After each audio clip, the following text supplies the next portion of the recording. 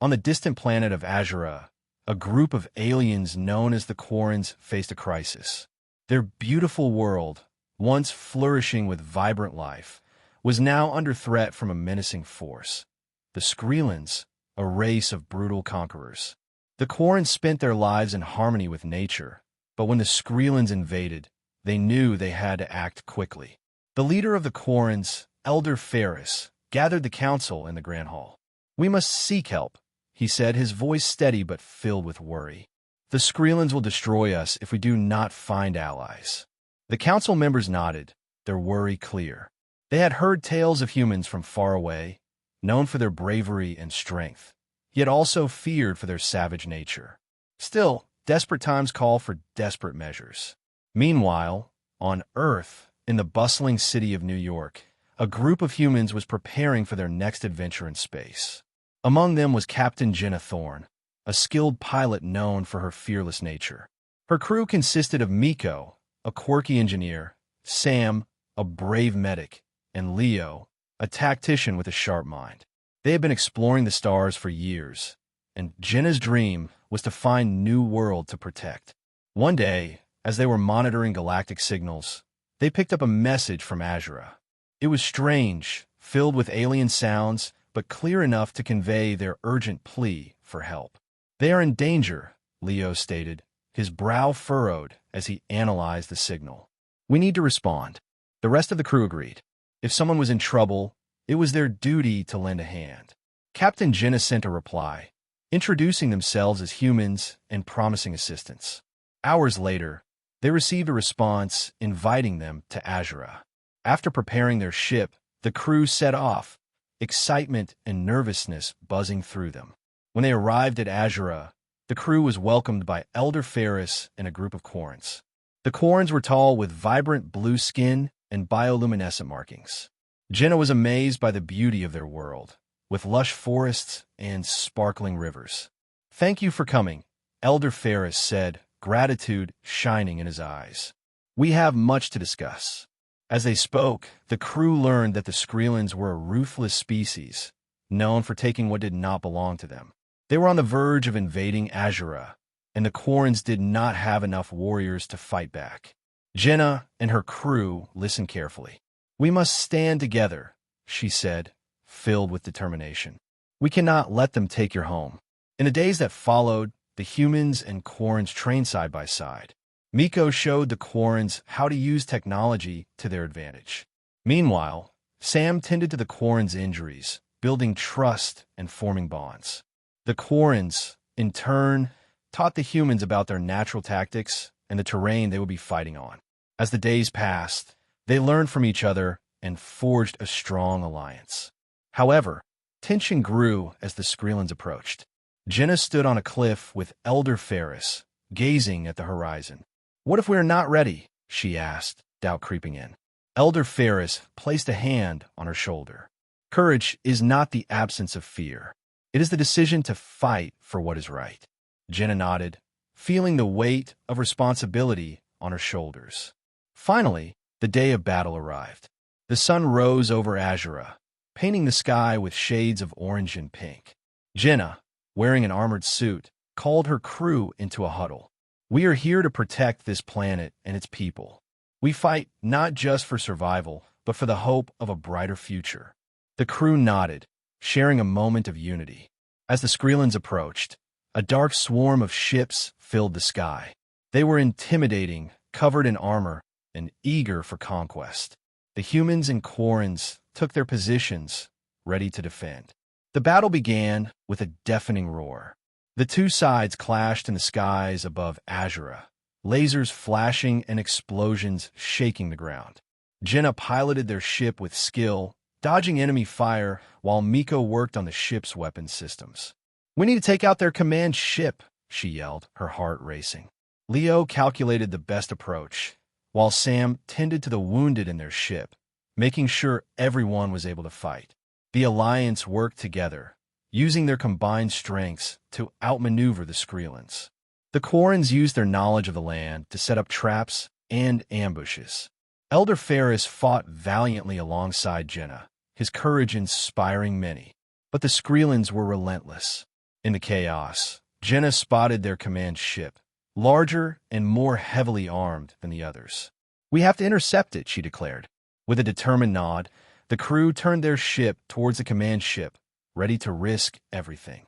As they approached, the Skrulans fired a barrage of shots, but Jenna's skill kept them safe, weaving through the fire. With a deep breath, Miko activated their ship's special weapon. A bright beam shot out, hitting the command ship squarely. The explosion was magnificent, sending shockwaves through the battlefield. The Skrulan forces began to falter as their command structure fell apart. Encouraged, the Quarrens rallied, pushing forward with newfound strength. With desperation, the remaining Skrulans withdrew, leaving behind their dreams of conquest. The skies cleared, and silence fell upon Azura, broken only by the cheers of victory. Jenna and her crew landed, greeted by grateful Quarrens. Elder Ferris approached, eyes shining with relief and gratitude. "You have saved us. This day will be remembered." Jenna smiled, feeling a warmth in her heart. Together, we can protect what matters. The bond between them had grown strong, and they had fought for each other, proving that sometimes help comes in the most unexpected forms. As they celebrated their victory, Jenna realized that humanity, with all its flaws, had a heart full of courage. They had learned from the Quarrens and, in return, had taught them about bravery in the face of overwhelming odds. It was just the beginning of new alliances, and their adventures in the galaxy had only just begun. Title: They asked the galaxy for help, but humanity's Deathworlders came. Type: Sci-Fi. The shimmering holographic plea flickered across the Galactic Senate chamber. A young, wide-eyed Galactic, his skin the color of amethyst, trembled as he spoke. "Honorable members of the Galactic Concordance, we, the people of Galactic Prime, are facing annihilation. The KRYLO swarm consumes all. We beg for your assistance." Gasps rippled through the assembly. The KRYLO were a nightmare, a ravenous tide of chitin and teeth that devoured worlds. Many species had fallen before them. The Galactic, a peaceful, agrarian species, stood no chance. Senator Vrook, a wizened Krovan with scales like polished obsidian, rose. "This is a dire situation, but the Concordance is stretched thin. The KRYLO are attacking multiple fronts. What defenses do you possess, Galactic?" The young Galactic lowered his head. We have tried. Our shields are failing. Our weapons are ineffective. The KRYLO adapt too quickly." Silence descended. The Concordance's fleet was already engaged in other sectors. Sending reinforcements to Galactic Prime would leave other systems vulnerable. Debate raged, filled with technical jargon and grim probabilities. Time was running out. Then, a voice cut through cacophony. "I move that we authorize a human intervention force." All eyes turned to Ambassador Ramirez, humanity's representative. She stood tall, her expression unreadable. Humans were a relatively new member of the Concordance, barely a century in. They were different. Their homeworld, Earth, was classified as a Deathworld, a planet teeming with predators and environmental hazards that would kill most other species within hours. The Senate erupted in argument. "Humans? Are you insane, Ramirez?" sputtered a feline Feronian senator. "They are barbarians. They revel in violence. They are unpredictable," added a cautious Drellian senator. "Their tactics are unorthodox. Their tolerance for pain disturbing." Ramirez remained calm. "The KRYLO are a threat to us all. The Concordance fleet is occupied. Humanity has assets available. We are willing to help." "But why?" demanded Senator Vrook. "What do you gain?" Ramirez smiled, a tight, unsettling expression. "We gain experience and the satisfaction of protecting the innocent." The debate continued for hours, but the KRYLO weren't waiting. Finally, with a reluctant majority, the Senate authorized a human intervention force. A collective sigh of relief swept through the chamber, mixed with a heavy dose of apprehension.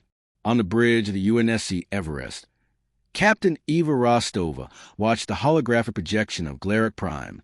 The KRYLO swarm was a swirling mass of darkness, slowly engulfing the planet. Nasty bastards, she muttered, adjusting her cap. All right, people, you heard the Senate. We're going in. The Everest, along with a dozen other human warships, translated into real space near Galactic Prime. Immediately, they were met with a hail of bioplasma fire. The KRYLL had detected their arrival. Evasive maneuvers. Rostova barked. All batteries. Target the swarm leaders. Let's show these bugs what human firepower is all about.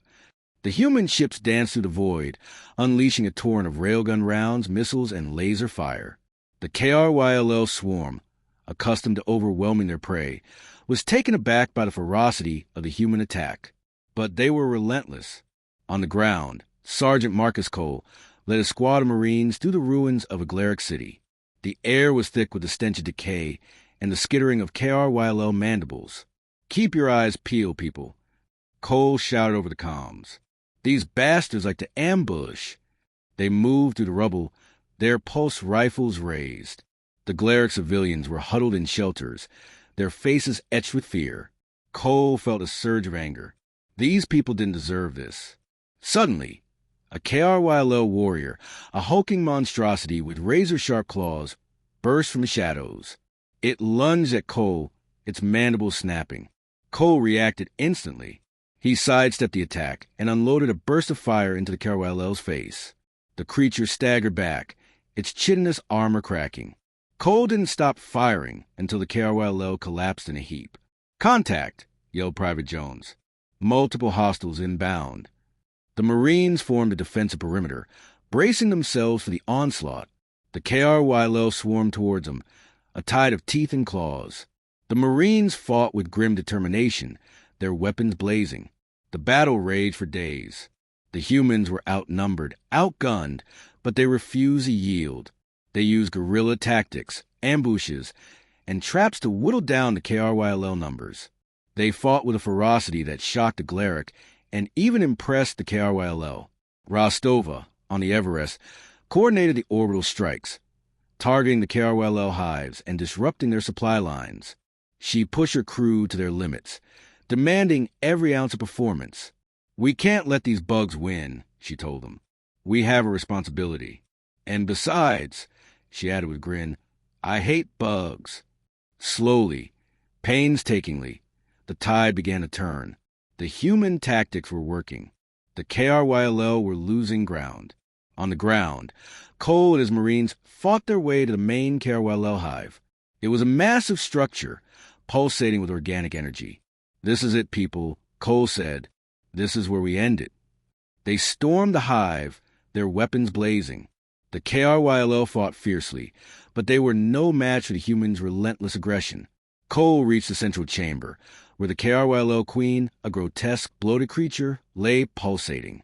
"Hello, sweetheart," Cole said, aiming his rifle. "Time to say goodbye." He pulled the trigger. In orbit, Rostova watched as the KRYLL hive exploded, sending shockwaves across the planet. The swarm began to dissipate. Its coordination shattered. "It's over," she said, a hint of exhaustion in her voice. "We did it."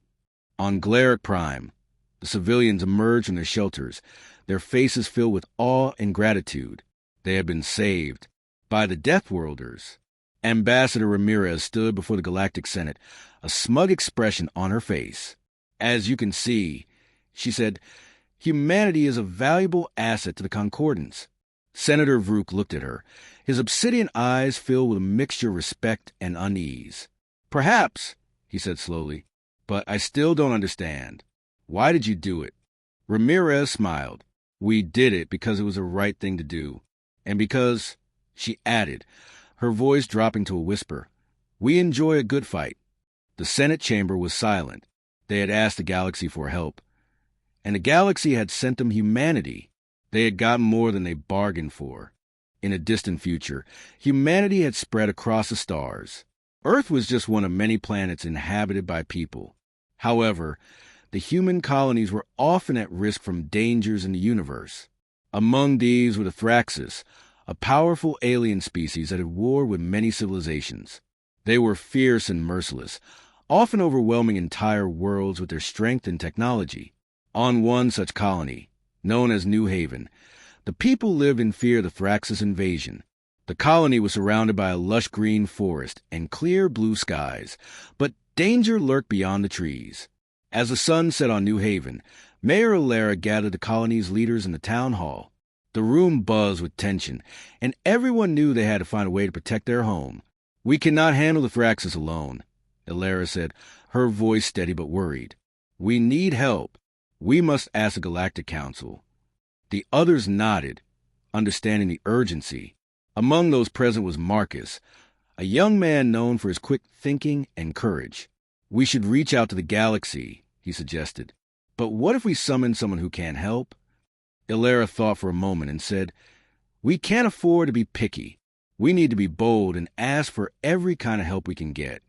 They decided to send a message through Galactic Communication Relay, hoping to attract the attention of any nearby civilizations. Days passed, and anxiety grew as the colony waited. The people in New Haven watched the skies, hoping for a sign. Then, one fateful evening, a strange ship appeared above New Haven. It was nothing like they had ever seen before. The vessel was large and metallic, with sharp edges and a dark sheen. It landed with a deep rumble, sending vibrations through the ground.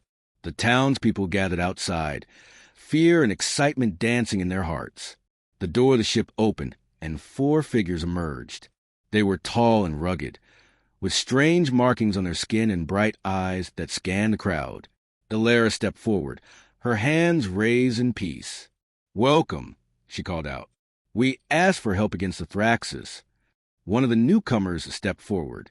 He introduced himself as Orion, leader of the Deathworlders, a group known for their unmatched power and combat skills. "We receive your message," he said, voice deep and commanding. "You call for help, and we will answer." His companions were impressive.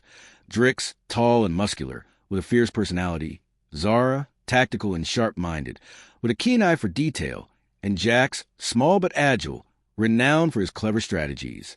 The townspeople were both amazed and comforted by their presence. As night fell, the Deathworlders shared stories of their adventures. They spoke of battles won against fierce enemies, and how they always stood firm in the face of danger. The people of New Haven felt their spirits lift, believing they might truly find hope. "Tomorrow we scout the forest," Orion declared. "We must know what we are up against before we engage. We need a plan." The next morning, Alara led the Deathworlders into the woods. They moved silently, the tension thick in the air. As they ventured further, they encountered signs of the Thraxus' presence. Destroyed trees and strange markings on the ground. Drix examined the area, noticing disturbances in the soil. "They are close," he warned. Suddenly, a group of Thraxus warriors appeared. They were monstrous beings with scaled skin and sharp claws. Their eyes glimmered with malice as they charged toward the newcomers. The Deathworlders reacted immediately, falling into formation. "Stay close," Orion shouted. The battle began. Drix fought fiercely, swinging his heavy weapon and taking down Thraxus as if they were nothing. Zara found high ground and began directing the fight, pointing out weaknesses in the enemy ranks. Jax darted through the chaos, using his agility to strike and evade. Alara and the others watched in awe as the Deathworlders fought. The Thraxus were strong, but the skill and strength of these warriors were unmatched. "They are incredible," Alara whispered to Marcus, who nodded in agreement. The battle became intense.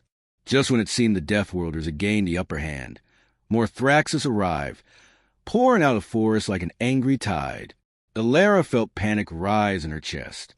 They were outnumbered, but just as hope seemed lost, Orion called out, "We fight for each other today." The Deathworlders rallied, and a sense of unity flourished among them. They fought harder than ever, pushing back the Thraxus horde with clever tactics and fierce determination. With every Thraxus that fell, more courage filled the hearts of the people of New Haven. They began to fight alongside their new allies, picking up makeshift weapons and standing strong against the invading force. After what felt like hours, the tide turned in favor of the Deathworlders and New Haven. The Thraxus, realizing they were losing, began to retreat, disappearing into the shadows of the trees. Orion and his team triumphed, raising their weapons in victory.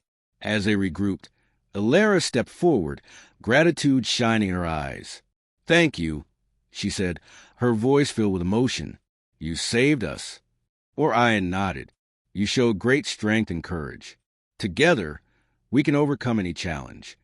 From that day forward, the link between New Haven and the Deathworlders grew strong. They forged an alliance, sending a message to the galaxy not just for help, but for unity. The fear of the Thraxus was still present, but the people of New Haven now knew they were not alone. With new friends and allies, they faced the future with hope. The stars outside twinkled brightly, and in that moment, everyone felt a sense of belonging. Together, they would defend their world and seek adventure among the countless worlds in the galaxy. They had asked for help, and in response, the Deathworlders had shown that sometimes humanity's greatest strength lay within their spirit and determination